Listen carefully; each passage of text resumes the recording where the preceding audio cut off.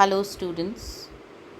I am Mohita Prasad, and today I'll be talking to you on John Keats as a poet of sensuousness. Now, Keats is primarily known for his sensuous expressions in his poetry. Now, if you have read any of his odes, you will be familiar how his odes speak volumes of his highest poetic achievement, and they are the best and the finest examples of sensuous poetry ever written in the history of English literature.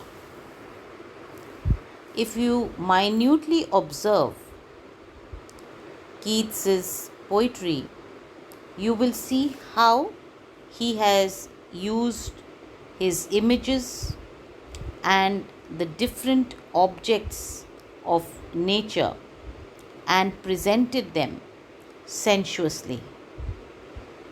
And he has been very successful in depicting and manifesting this.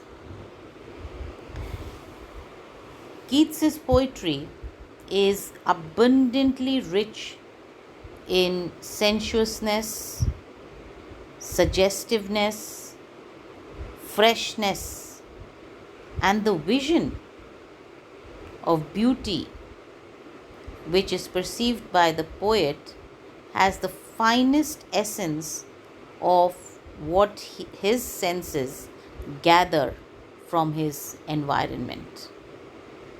So, the important words that you will come across in his poems regarding sensuousness would be beauty, sensations, sensuousness, etc.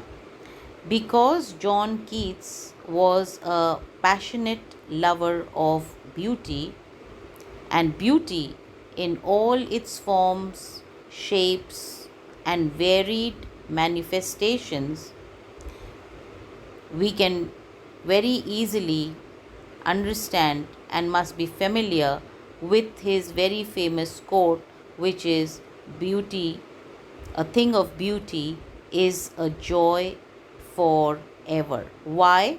Because beauty is a source of joy to him, has always been a source of joy to him.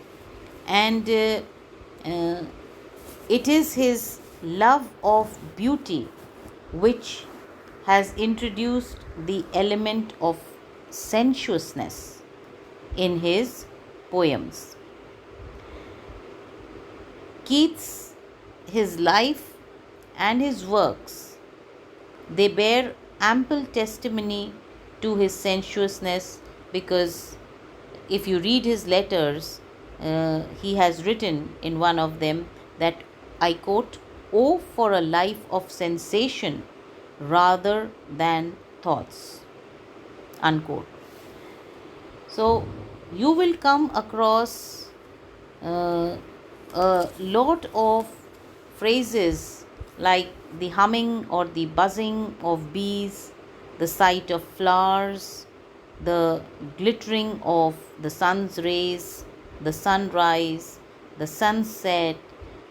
In fact, all of nature in its glory, in its different manifestations, and it made him or gave him such inner happiness that his eyes would flash, his cheeks would glow, and his mouth would quiver. Indeed, we can say that Keats's sensuousness is universal, not just one or two, but all of his five senses were very sharp and acute. Now, if we consider his poems, let's begin with his Ode on a Grecian Urn. Briefly, I would say we have sensuous pictures of passionate men and gods who are chasing maiden flute players playing ecstatic music, and young men advancing to kiss their beloved, etc., on the urn. Similarly, if we take his Ode to Nightingale, this poem is also rich in sensuousness, where we have an abundance of rich, concrete, sensuous imagery. There is the picture of a beaker which is full of warm wine, and of the moon shining in the sky, surrounded by stars, and there is an appeal to our senses of smell, taste, and sight. The stanza depicts flowers, soft incense, fruit trees, fast fading violets, and all these give a lot of delight to our senses. In Ode to Melancholy also, we have a very delightful, sensuous picture of the mistress showing some rich anger and raving, while the lover holds her hand in his tight grip. Now, the most famous poem or ode of John Keats with regard to sensuousness is his Ode to Autumn. There is a powerful exploration of rich, sensuous expression where the beauty of autumn has been described with all its sensuous appeal. Not only is he sensuous, but he also has the unique gift of communicating his sensuous pleasure through the use of such sensuous phrases as warmed jewel, melodious plot, fragrant zone, pillowy softness, clumsy cells, embalmed darkness, etc., etc.